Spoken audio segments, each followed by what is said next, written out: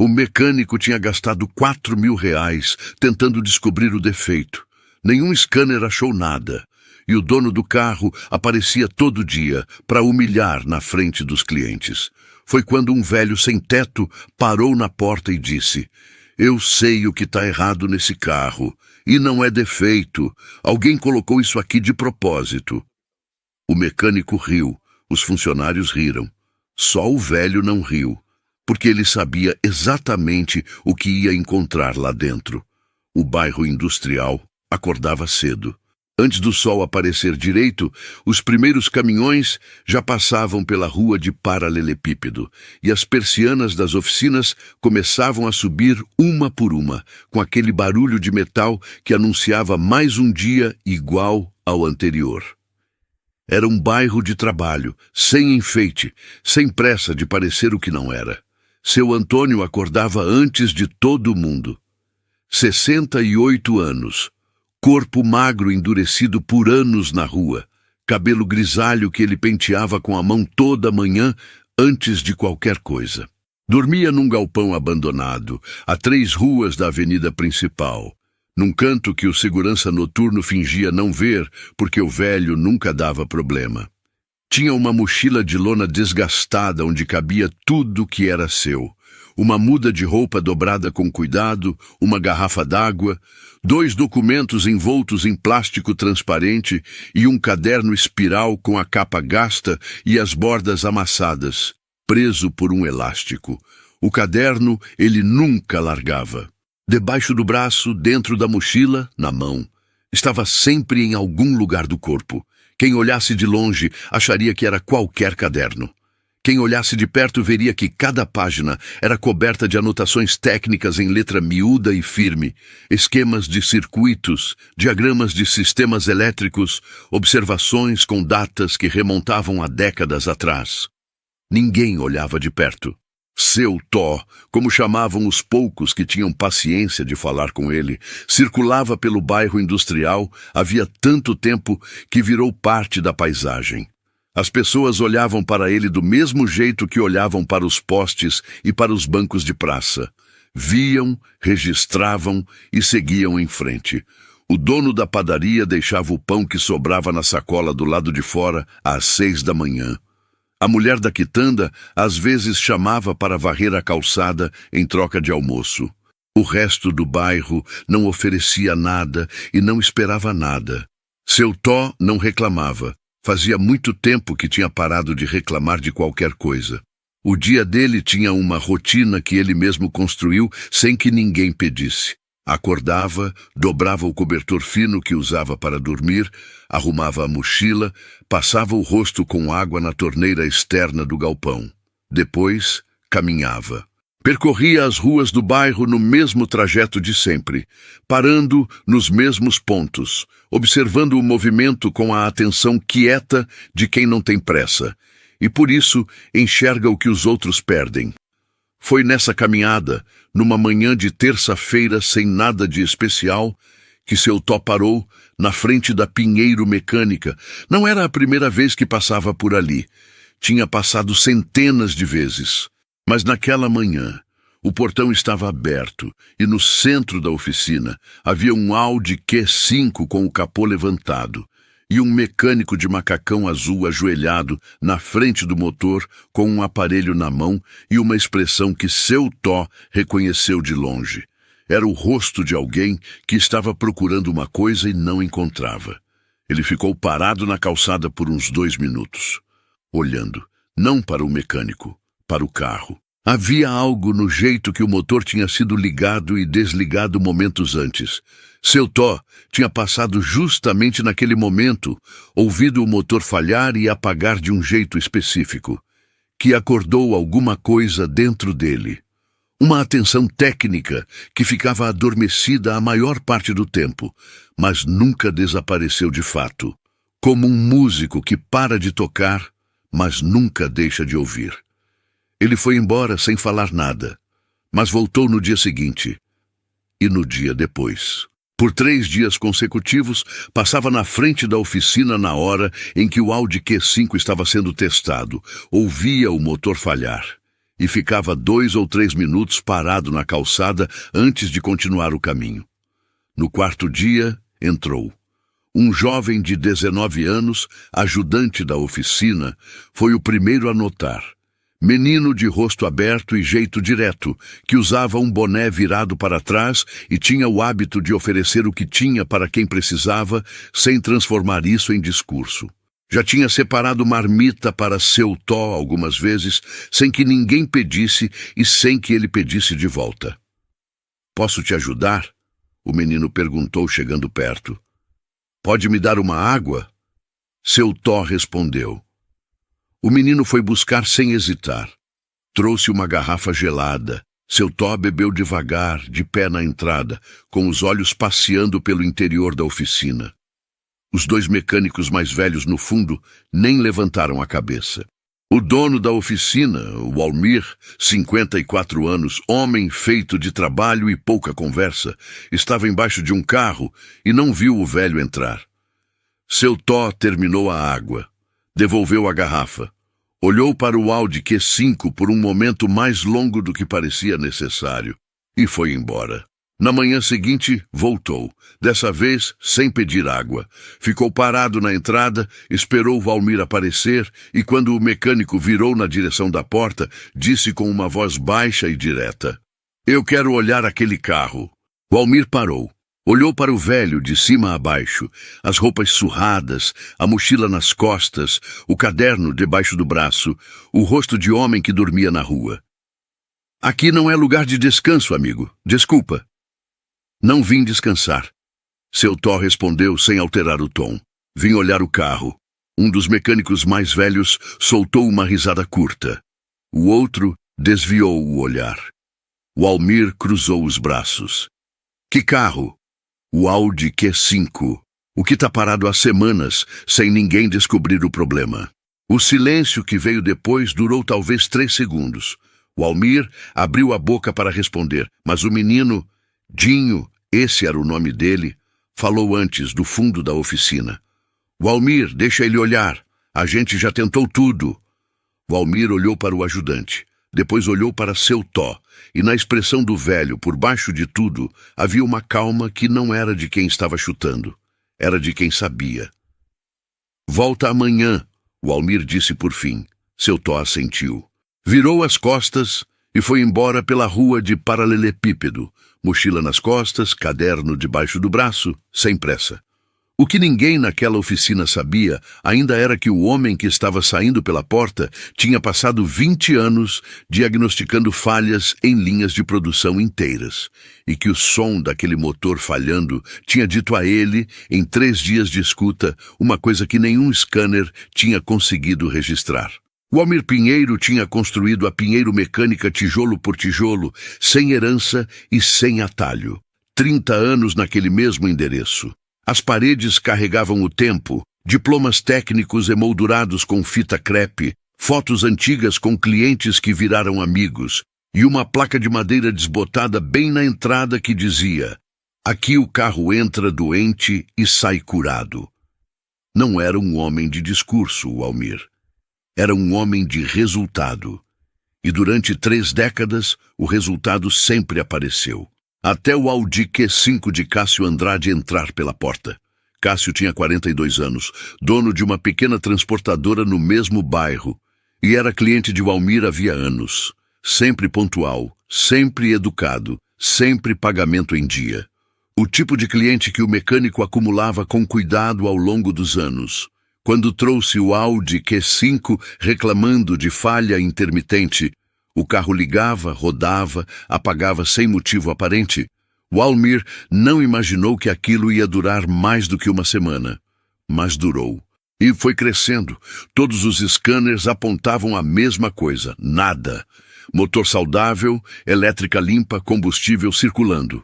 O Almir trocou o sensor de rotação. Nada. Trocou o relé da bomba. Nada. Limpou os bicos injetores, testou a central, pediu emprestado um equipamento mais moderno de uma oficina amiga. O resultado foi sempre o mesmo. O carro estava perfeito no papel e continuava morrendo na pista. 3 semanas dentro, Valmir já tinha gastado quase R$ 4.000 do próprio bolso em peças trocadas sem necessidade. Foi quando Cássio mudou. A paciência que ele tinha mantido nas primeiras semanas desapareceu de uma vez.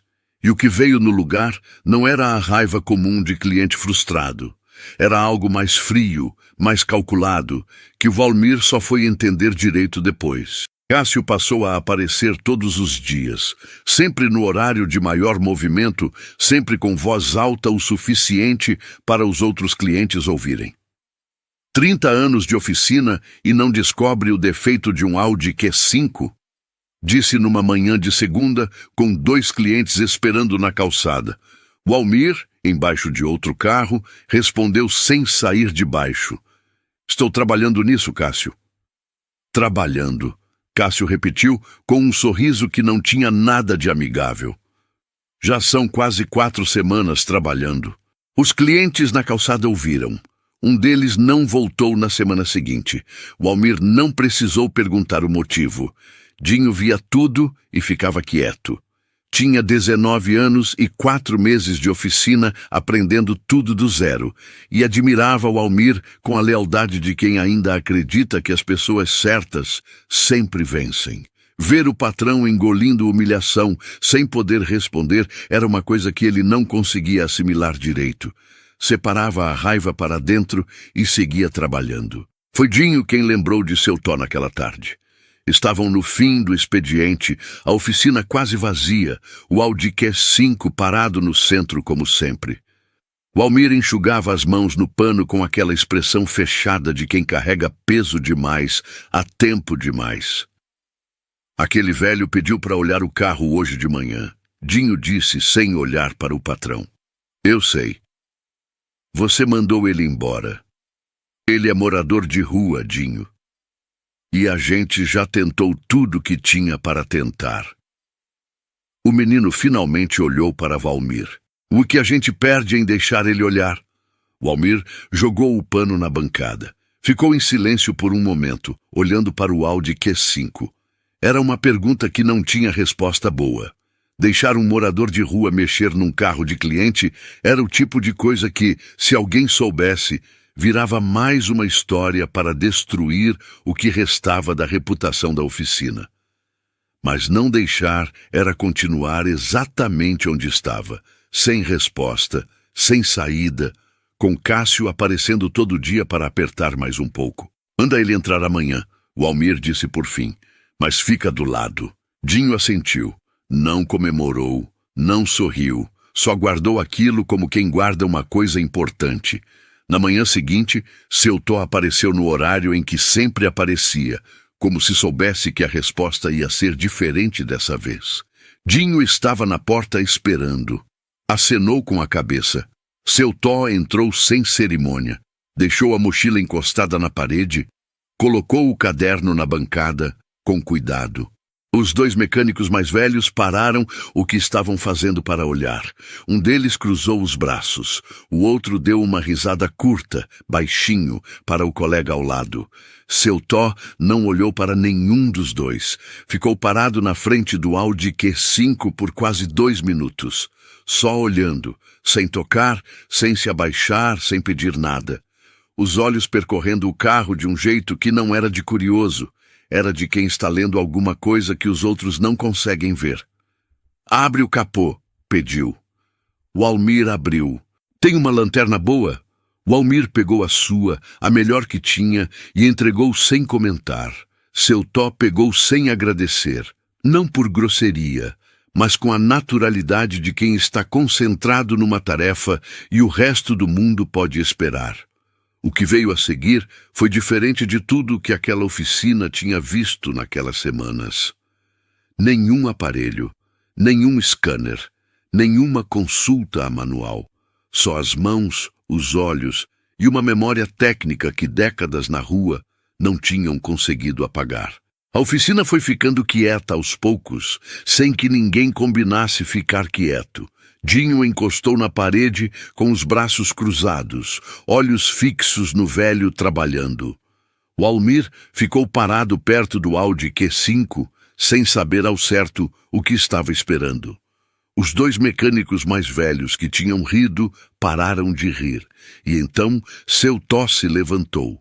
Tinha alguma coisa na mão, pequena, não maior que uma caixa de fósforos, com fios finos saindo dos dois lados. Colocou na bancada com o cuidado de quem coloca uma prova num lugar onde ela não pode ser ignorada. Olhou para o Walmir e disse com a mesma voz baixa e direta de sempre: "O problema não é mecânico, é elétrico, e não é defeito. Alguém instalou isso aqui de propósito." O silêncio que tomou a oficina foi diferente de qualquer silêncio anterior. Não era o silêncio de quem não tem nada para dizer. Era o silêncio de quem está processando uma informação que muda tudo. Walmir olhou para o objeto na bancada, olhou para seu Tó e fez, pela primeira vez em semanas, uma pergunta que não era sobre o carro. "Onde o senhor aprendeu isso?" Seu Tó não respondeu de imediato. Ficou olhando para o dispositivo na bancada por um momento, e antes que pudesse responder, o barulho de um carro estacionando na calçada lá fora cortou o silêncio. Porta abrindo. Passos conhecidos no paralelepípedo. Cássio Andrade entrou pela porta da oficina, e quando seus olhos encontraram o dispositivo na bancada e o velho parado ao lado, algo passou pelo rosto dele que não era surpresa. Era reconhecimento, e logo atrás, frio e rápido, era medo. Cássio se recuperou rápido. Era o tipo de homem que treinava isso. Em menos de 2 segundos, o rosto voltou ao normal. O sorriso de sempre, a postura relaxada, a voz no tom certo. Entrou na oficina como se fosse uma visita de rotina. Cumprimentou Walmir com um aceno. Jogou os olhos para a bancada como quem olha por acaso. "O que é isso?" perguntou levemente, apontando para o dispositivo. "É o que eu ia te perguntar", Walmir respondeu. Cássio olhou para seu Tó pela primeira vez. Demorou 1 segundo a mais do que deveria para desviar o olhar. "Quem é esse senhor?" "Alguém que encontrou o que nenhum scanner encontrou", Dinho disse, do fundo da oficina. Sem agressividade, só com o fato. Cássio deu um meio sorriso, o tipo que não chega aos olhos. "Seu Tó, o senhor pode explicar o que encontrou?" Walmir pediu, virando para o velho. Seu Tó pegou o dispositivo da bancada com cuidado, segurou na frente de todos e começou a explicar com a mesma calma de sempre. Cada palavra no lugar certo, sem pressa, sem hesitação. Disse o que era: um dispositivo de interferência intermitente construído à mão com componentes simples, mas montados com conhecimento técnico preciso. Explicou onde estava instalado. No chicote do sensor de rotação, escondido atrás do painel do motorista, fixado com fita dupla face escura sobre uma superfície também escura, invisível sem luz direta. Explicou o que fazia. Interrompia o sinal do sensor de forma irregular, causando falha sem padrão e sem código de erro. E explicou por que nenhum scanner havia detectado.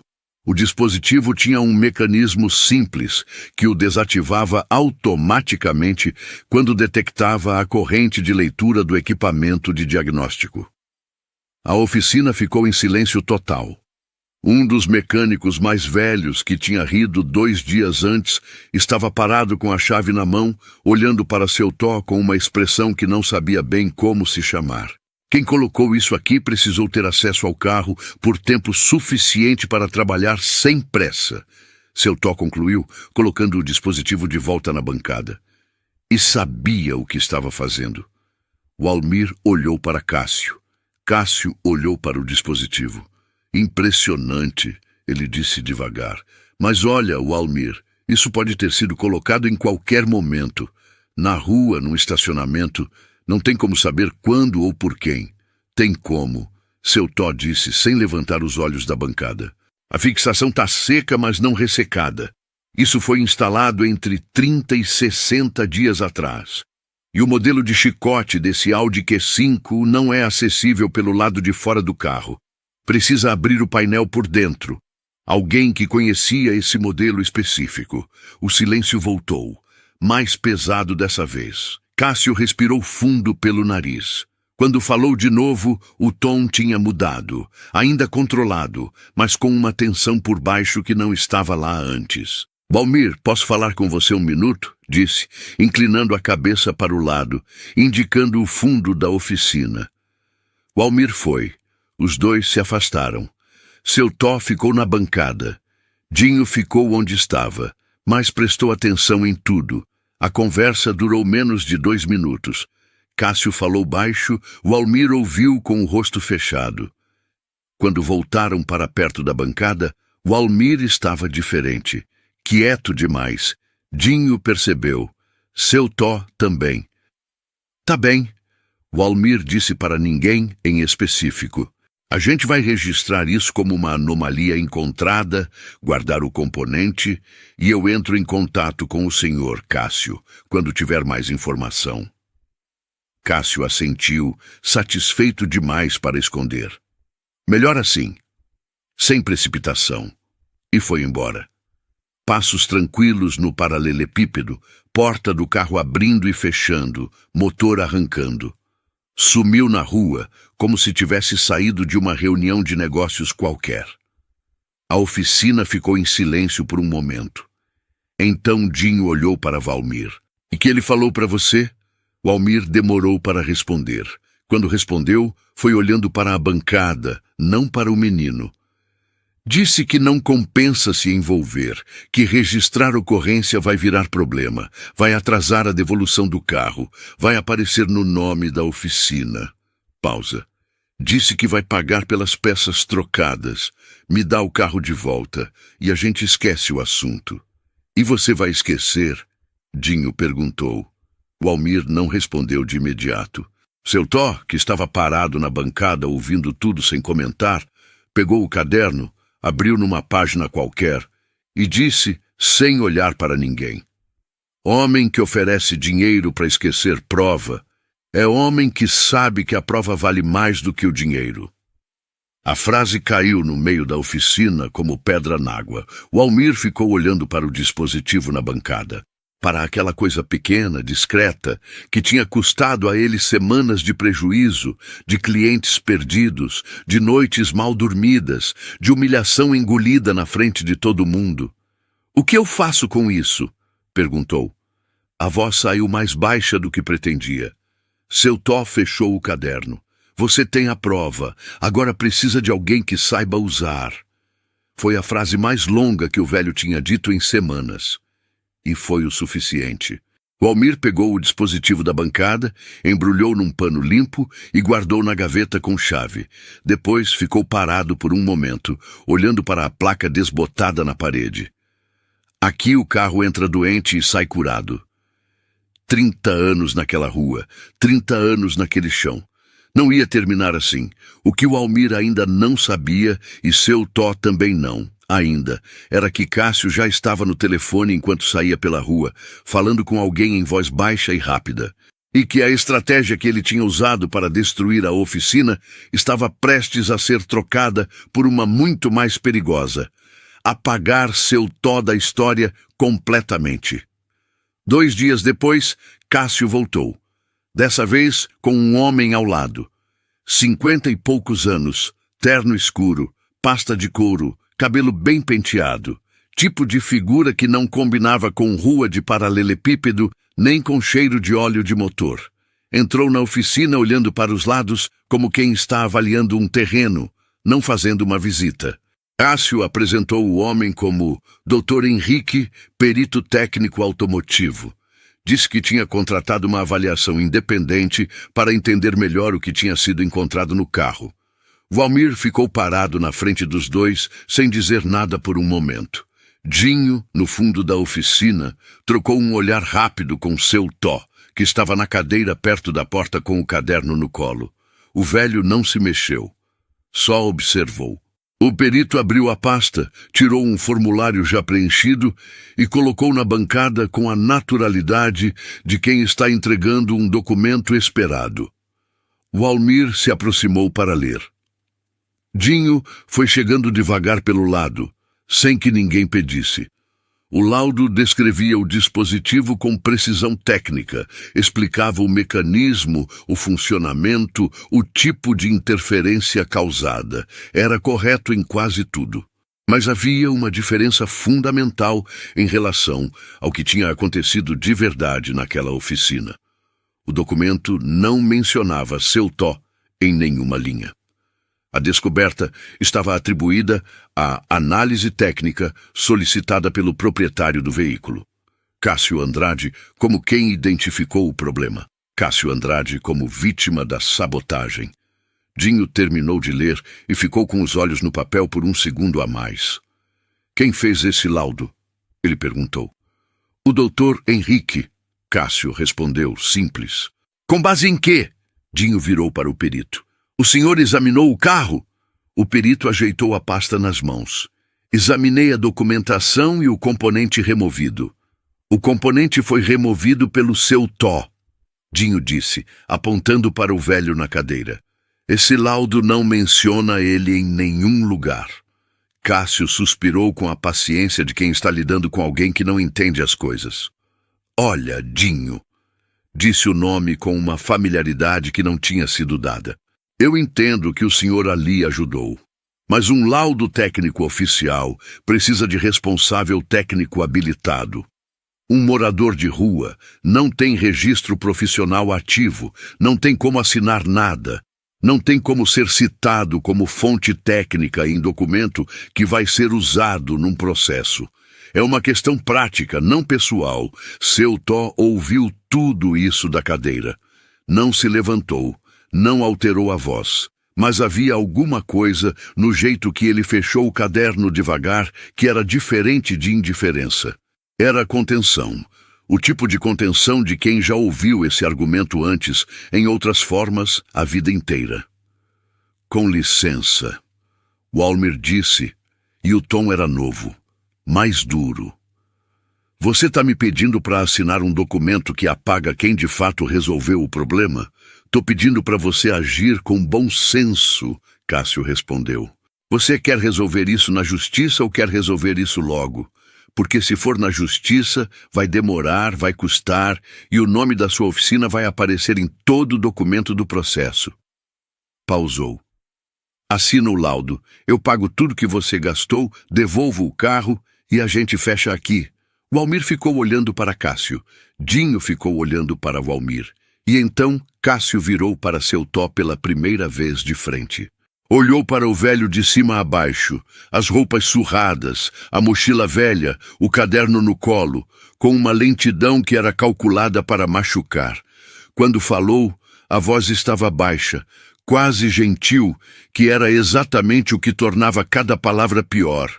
Olha, eu não sei de onde o senhor veio, não sei o que o senhor foi um dia, e honestamente não me interessa.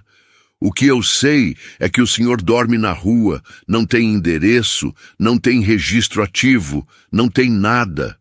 Pausou. Tribunal nenhum vai olhar para um velho largado numa calçada e levar a sério. Ninguém contrata velho acabado. Ninguém acredita em lixo de rua. É uma pena, mas é a realidade. Dinho abriu a boca. Walmir deu um passo à frente, mas seu Tó levantou a mão levemente, um gesto pequeno, quase imperceptível, e os dois pararam. O velho ficou olhando para Cássio por um momento longo, sem alterar a expressão, sem desviar os olhos, com a mesma calma de sempre. A calma de quem foi chamado de lixo antes, em outras formas, por outras bocas, e sobreviveu a todas elas. O silêncio que se seguiu foi diferente de todos os outros. Seu Tó ficou olhando para Cássio por um momento. Depois, devagar, sem pressa, abriu a mochila que estava ao lado da cadeira. Tirou o caderno. Abriu na contracapa, onde havia um bolso interno de plástico transparente. E começou a tirar folhas dobradas com cuidado, uma por uma, colocando na bancada. Primeiro, o diploma. Engenharia Eletromecânica, Faculdade Técnica Federal, formatura de 1982. Papel amarelado mas intacto, com carimbo e assinatura do reitor. Depois, a carteira de registro profissional, vencida mas real.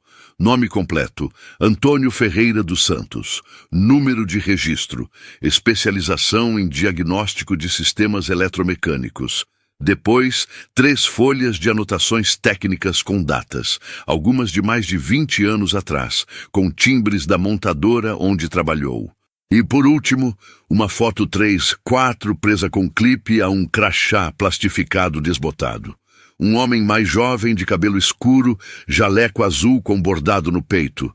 Supervisor técnico. Linha de diagnóstico. Seu Tó empurrou tudo isso na direção de Cássio com a ponta dos dedos. Devagar, sem raiva, sem discurso. Minha palavra, disse apenas. Cássio olhou para os documentos. O perito olhou para os documentos. A pose de autoridade dos dois vacilou por um segundo que todo mundo na oficina percebeu. O Walmir olhou para aqueles papéis na bancada. O diploma, o registro, a foto do homem que seu Tó um dia tinha sido. E sentiu alguma coisa pesada descendo pelo peito. Não era pena. Era vergonha. A vergonha de ter mandado embora na porta 2 vezes, sem nem perguntar o nome. Cássio se recompôs rápido. Recolheu o laudo da bancada, guardou na pasta do perito e disse com uma frieza que revelava mais do que pretendia. Isso não muda nada do ponto de vista legal. Registro vencido não tem validade. Mas tem validade moral, Dinho disse. E eu gravei tudo. Cássio parou. Dinho tirou o celular do bolso do macacão. Tela virada para frente. Desde quando o senhor entrou aqui com esse laudo? O menino olhou para Cássio com uma calma que não combinava com 19 anos. Tudo. O perito fechou a pasta. Deu um passo para trás, discreto, o movimento de quem começa a calcular a distância entre ele e a confusão. Cássio ficou parado por um momento, olhando para o celular na mão do menino. O sorriso tinha sumido. Pela primeira vez em toda aquela história, ele não tinha o próximo passo pronto. Virou as costas e foi embora. O perito foi atrás sem dizer uma palavra. A oficina ficou em silêncio. Dinho abaixou o celular. O Walmir ficou olhando para os documentos de seu Tó ainda espalhados na bancada. O diploma, a foto, o crachá desbotado. As provas de uma vida inteira que o mundo tinha decidido ignorar. Você realmente gravou? O Walmir perguntou para Dinho. O menino deu um meio sorriso. Gravei. O Walmir assentiu devagar. Depois olhou para seu Tó. O velho estava recolhendo os documentos com cuidado, dobrando um por um, guardando de volta no bolso transparente do caderno. Mãos firmes, sem pressa, como quem já guardou e desdobrou aquelas folhas centenas de vezes em momentos que ninguém viu. O Walmir foi até o telefone e discou para um número que tinha anotado há dias, mas ainda não tinha usado. Roberto, o advogado, atendeu no segundo toque. Roberto tinha um escritório pequeno numa sala comercial a 4 ruas da oficina, com uma mesa coberta de papel e uma cafeteira que trabalhava o dia inteiro. O Walmir chegou com o dispositivo embrulhado num pano. Dinho chegou com o celular na mão. E seu Tó chegou porque Dinho tinha pedido, e porque o velho, sem que ninguém precisasse explicar, entendia que aquilo ia além do carro. Roberto ouviu tudo em silêncio, sem interromper uma vez. Examinou o dispositivo através do plástico transparente, onde já tinha sido guardado. Assistiu ao vídeo que Dinho tinha gravado, do começo ao fim, com uma atenção que não deixava transparecer o que estava pensando. Quando o vídeo terminou, ele pousou o celular na mesa e olhou para seu Tó. O senhor pode assinar uma declaração técnica explicando o que é esse dispositivo e como funciona? Posso, seu Tó respondeu. Tem informação documentada que respalde isso? Tenho o diploma. Tenho registro profissional. Vencido, mas real. Uma pausa curta. Nunca joguei fora. Roberto fez uma anotação no bloco. Depois olhou para Walmir. Dano material doloso. Tentativa de fraude processual com o laudo falso. E dependendo do que a investigação encontrar sobre a origem da sabotagem, pode ir além disso. fechou o bloco. Mas preciso que vocês entendam uma coisa. Processo leva tempo. Não é rápido. O que eu posso garantir é que, feito do jeito certo, isso não tem como ser ignorado. Walmir assentiu. Na saída do escritório, os três caminharam pela calçada em silêncio por um trecho. Dinho ia no meio. Seu Tó ia do lado, mochila nas costas, caderno debaixo do braço como sempre. Foi Dinho quem quebrou o silêncio. Seu Antônio, disse, usando o nome completo pela primeira vez. Como o senhor chegou até a rua? Seu Tó caminhou mais 2 passos antes de responder. Devagar, disse apenas. Dinho ficou em silêncio, esperando. E o velho, talvez por causa do dia que tinha sido, talvez por causa do jeito direto do menino que nunca tinha tratado ele como paisagem, começou a falar. Não em monólogo dramático, em pedaços, frases curtas, separadas por pausas, como quem não está acostumado a organizar aquilo em voz alta, mas ainda lembra de cada parte. 22 anos numa montadora no ABC Paulista. Entrou como técnico júnior, foi crescendo por mérito, chegou a supervisor de diagnóstico da linha inteira. Era o tipo de profissional que os engenheiros novos procuravam quando o problema não aparecia nos manuais. Tinha um método próprio, desenvolvido ao longo de anos, que combinava leitura técnica com escuta, literalmente ouvir o sistema antes de conectar qualquer equipamento. A queda veio quando a esposa adoeceu. Câncer, diagnóstico tardio, 2 anos de tratamento que consumiram tudo que tinham guardado. Seu Tó ficou do lado dela até o fim, faltando ao trabalho, perdendo promoções, acumulando advertências que ignorou porque havia coisas mais importantes. Quando ela morreu, o emprego já estava por um fio. A demissão veio 3 meses depois, num envelope formal com todos os termos corretos. Depois disso, a depressão. Depois a bebida. Depois o apartamento que não conseguiu mais pagar. Depois a rua. Parei de beber faz 4 anos, disse, sem ênfase como dado factual. O caderno me ajudou. Ficava anotando coisas técnicas para minha cabeça não parar. Dinho ouviu tudo sem dizer nada. Quando seu Tó terminou, o menino ficou andando em silêncio por mais um trecho. Depois disse, olhando para a frente. O senhor sabia desde o primeiro dia o que tinha naquele carro. Desde o 3º, seu Tó respondeu. Precisei ouvir o motor falhar 3 vezes para ter certeza. Dinho assimilou isso por um momento e ficou esperando a gente deixar olhar. Ninguém abre a porta para quem parece não ter nada a oferecer, seu Tó disse. É assim que funciona. Eu sei. Walmir, que ia na frente e ouvia tudo em silêncio, parou na esquina. Ficou de costas para os dois por um instante. Quando se virou, havia alguma coisa no rosto dele diferente de qualquer expressão que tinha tido nas últimas semanas.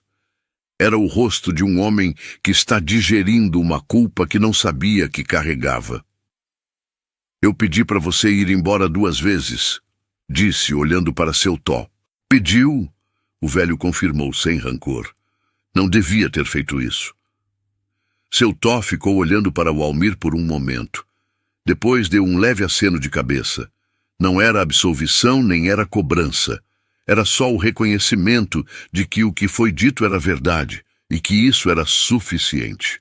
Os 3 ficaram parados na esquina por um instante, a rua de paralelepípedo se estendendo nos 2 sentidos, o barulho do bairro industrial ao redor.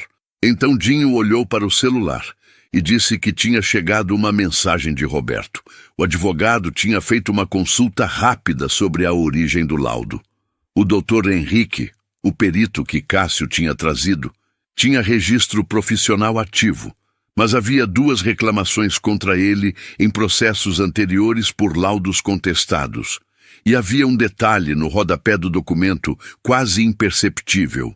O laudo tinha data de 2 dias antes de o dispositivo ter sido colocado na bancada da oficina. Antes de qualquer exame ter sido feito, O laudo tinha sido escrito antes da visita. Cássio tinha chegado na oficina com a versão pronta, esperando só que Valmir assinasse. Dinho leu isso em voz alta, devagar. Valmir cerrou o maxilar. Seu Tó não demonstrou surpresa. Só abriu o caderno numa página nova e começou a escrever alguma coisa em silêncio, ali mesmo, parado na calçada da esquina, como quem precisa registrar antes de esquecer.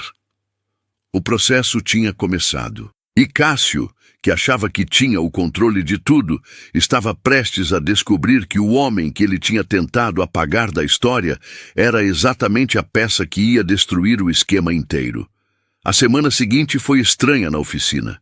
Estranha porque Cássio sumiu. Nenhuma visita, nenhum telefonema, nenhuma pressão. Depois de semanas aparecendo todo dia para apertar, ele simplesmente desapareceu. Valmir sabia que isso não era bom sinal. Homem que recua sem motivo visível está se reposicionando. Seu Tó continuava aparecendo todos os dias. Não mais como visita, como presença. Sentava na cadeira perto da porta, abria o caderno, ficava por ali. Quando um cliente chegava com uma falha que os mecânicos não conseguiam localizar, Dinho chamava o velho.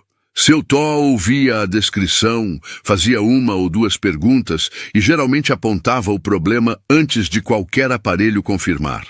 Os dois mecânicos mais velhos que tinham rido na primeira semana já não riam mais. Passaram a chamar de Seu Antônio. Ninguém comentou a mudança. Aconteceu e pronto. Numa tarde, Valmir limpou o quartinho dos fundos que usava para guardar peças velhas. Colocou um colchonete, um ventilador velho que estava guardado desde a reforma, uma prateleira de madeira. Não fez discurso. Chegou perto de Seu Tó no fim do dia e disse que o quarto estava ali, que o banheiro era o mesmo da oficina e que se o velho quisesse usar, podia usar. Seu Tó ficou olhando para Valmir por um momento. Não é caridade, Valmir disse, antes que o velho respondesse. É porque você ganhou. Seu Tó assentiu devagar. E foi a única resposta que precisava ser dada. Foi 3 dias depois que Roberto ligou com a novidade que mudou o tom de tudo. A investigação sobre a origem do dispositivo havia avançado. Com base nas características técnicas descritas por Seu Tó na declaração que assinou, e com o vídeo de Dinho como evidência do laudo fraudado, os investigadores tinham conseguido rastrear o executor da sabotagem, um ex-funcionário da oficina chamado Cláudio, demitido por Valmir 6 meses antes por desvio de peças, que aparecia em registros trabalhando num galpão de propriedade de Cássio Andrade. Pressionado, Cláudio confirmou o esquema em depoimento. Entregou Cássio como mandante em troca de pena reduzida. O motivo de Cássio também havia ficado claro. Havia um projeto de construção comercial planejado para aquela rua. E Cássio tinha acesso a essa informação antes que se tornasse pública. O plano era simples: destruir a reputação da oficina, até que Valmir, desesperado, aceitasse vender o ponto por uma fração do valor real. Cássio revenderia para a incorporadora e embolsaria a diferença. Valmir perdia tudo. Cássio dormia tranquilo. Valmir ouviu isso sentado na bancada, com as mãos juntas na frente, sem falar nada por um tempo longo. Seu Tó estava na cadeira de sempre, caderno no colo. Dinho estava encostado na parede com os braços cruzados. "Tem mandado?" Valmir perguntou por fim. "Tem condução coercitiva para depósito", Roberto disse pelo telefone. "Vai ser executada amanhã cedo. Mas Valmir..." O advogado pausou. "Cássio ainda não sabe que Cláudio falou. Ele vai aparecer lá hoje ainda. Tenho quase certeza." "Por quê?" "Porque o prazo que ele te deu para assinar o laudo venceu ontem e homem como ele não aceita não receber resposta." Valmir desligou. Ficou olhando para o telefone na mão. "Vai aparecer hoje", disse em voz alta para a oficina. Dinho se endireitou. Seu Tó fechou o caderno. Cássio apareceu às 4 da tarde. Dessa vez, com um acompanhante diferente do perito. Homem mais jovem, terno cinza, pasta fina, ar de quem fecha negócios e não de quem resolve problemas técnicos. Entrou na oficina com o mesmo passo seguro de sempre, o mesmo sorriso que não chegava aos olhos, e colocou um envelope na bancada na frente de Walmir, sem preâmbulo. Proposta final, disse. Compra do ponto. Valor justo para a situação atual. Walmir não pegou o envelope. Abre, Cássio disse. Sei o que tem dentro. Então você sabe que é uma saída honrosa. Cássio inclinou levemente a cabeça. Walmir, você é um bom mecânico, mas reputação demora anos para construir e semanas para destruir. Você sabe como as coisas estão. Aceita hoje e a gente fecha limpo. O acompanhante abriu a pasta, tirou uma caneta, colocou sobre o envelope. Dinho, no fundo da oficina, prendia a respiração. Seu Tó, na cadeira perto da porta, ficou imóvel, olhando para Walmir. Walmir ficou olhando para a caneta por alguns segundos. Depois ergueu os olhos para Cássio. Quanto tempo você acha que Cláudio ficou em silêncio? O rosto de Cássio não mudou de imediato. Levou um segundo. E nesse segundo, qualquer um que estivesse olhando com atenção viu a máscara rachar. O quê? Cláudio, Walmir repetiu, devagar. Seu funcionário, que instalou o dispositivo no meu cliente. O silêncio que tomou a oficina foi total. O acompanhante olhou para Cássio. Cássio ficou parado, olhos em Walmir, calculando. Mas pela primeira vez em toda aquela história, não havia cálculo que chegasse rápido o suficiente. Foi quando os passos entraram pela porta lateral. Roberto e 2 investigadores com identificação na mão. Cássio virou para eles com o sorriso ainda no rosto como reflexo, mas os olhos já tinham entregado tudo. Walmir pegou a caneta da bancada, olhou para ela por um momento e a devolveu para o acompanhante com calma, sem drama. Empurrou o envelope de volta na direção de Cássio com a ponta dos dedos. Não preciso disso, disse baixo. 4 palavras, e foram suficientes para tudo. Seu Tó, na cadeira perto da porta, não disse nada. Mas havia algo no rosto do velho que o Walmir nunca tinha visto antes em pessoa nenhuma. Não alegria, não triunfo. Era a expressão de alguém que esperou muito tempo para ver a coisa certa acontecer, e agora que estava acontecendo, estava simplesmente presente para testemunhar. Cássio foi conduzido para depósito. O acompanhante saiu logo atrás, em silêncio, sem olhar para ninguém. E a oficina ficou exatamente como estava, com o cheiro de óleo, a placa desbotada na parede e o Audi Q5 ainda parado no centro, esperando por 10 minutos de conserto que iam demorar 30 anos para fazer sentido. O Audi Q5 foi consertado numa manhã de sexta-feira. Com o dispositivo removido e os contatos do sensor limpos, o carro ligou normal, rodou normal, ficou normal. 10 minutos de trabalho para resolver o que tinha ficado meses sem solução. Walmir ficou parado olhando para o motor funcionando por um tempo que foi mais longo do que precisava ser. Depois fechou o capô, foi até a bancada, escreveu uma nota à mão e prendeu nas chaves. Consertado. Considere quitado. Entregou para o cliente sem explicação. Às vezes, a gentileza não precisa de contexto. O processo de Cássio seguiu seu curso. Com o depoimento de Cláudio, o dispositivo periciado, o laudo fraudado datado antes da visita e o vídeo que Dinho tinha gravado, não havia muito espaço para defesa. A sentença veio meses depois. Dano material doloso, tentativa de fraude processual e indenização ao Walmir pelos prejuízos calculados. Cláudio cumpriu pena em regime aberto, obrigado a serviços comunitários. Nenhum dos dois voltou a circular no bairro industrial com a mesma desenvoltura de antes. A incorporadora se afastou do negócio assim que o esquema veio à tona. Nome limpo vale mais do que terreno. A valorização da rua aconteceu de qualquer forma. Seu Tó tinha razão nisso, como em quase tudo. Só que desta vez, o ponto da Pinheiro Mecânica estava no lugar certo, com o dono certo, valendo o que sempre valeu. Mas nada disso era o que importava mais. O que importava estava acontecendo numa tarde de semana comum, sem cerimônia, sem plateia. Uma escola técnica do bairro. Pequena, 3 salas, cursos noturnos para jovens que trabalhavam de dia. Tinha ouvido falar do caso por um professor que era cliente antigo da oficina. O diretor apareceu pessoalmente numa tarde, pediu para conversar com seu Antônio e fez uma proposta simples. Uma vez por semana, nas aulas de diagnóstico automotivo, o velho viria como consultor técnico. Não era emprego formal, não tinha carteira. Era reconhecimento. Era um lugar onde o conhecimento que ele carregava no caderno há décadas poderia finalmente ser passado adiante. Seu Tó ouviu a proposta em silêncio, sentado na cadeira de sempre perto da porta da oficina. "Por que eu?" perguntou. "Porque nenhum dos meus professores teria encontrado aquele dispositivo." O diretor respondeu, simples assim. Seu Tó ficou em silêncio por um momento. Depois olhou para o caderno no colo.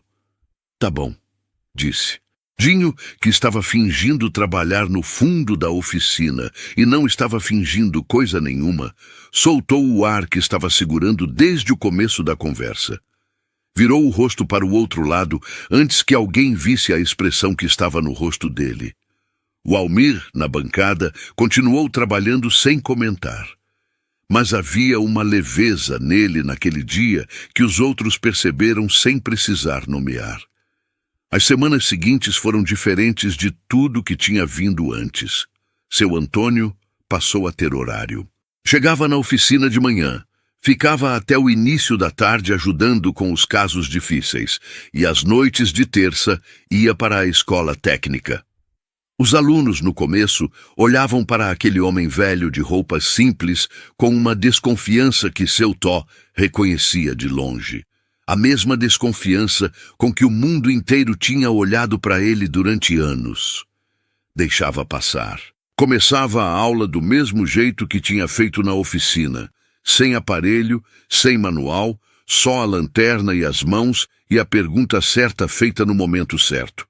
Na terceira aula, um aluno ficou depois que os outros foram embora e pediu para ver o caderno. Seu Tó entregou sem hesitar. O menino passou quase 1 hora folheando as páginas, olhando os diagramas, as anotações, as datas que remontavam a décadas. Quando devolveu, disse apenas: "O senhor devia publicar isso."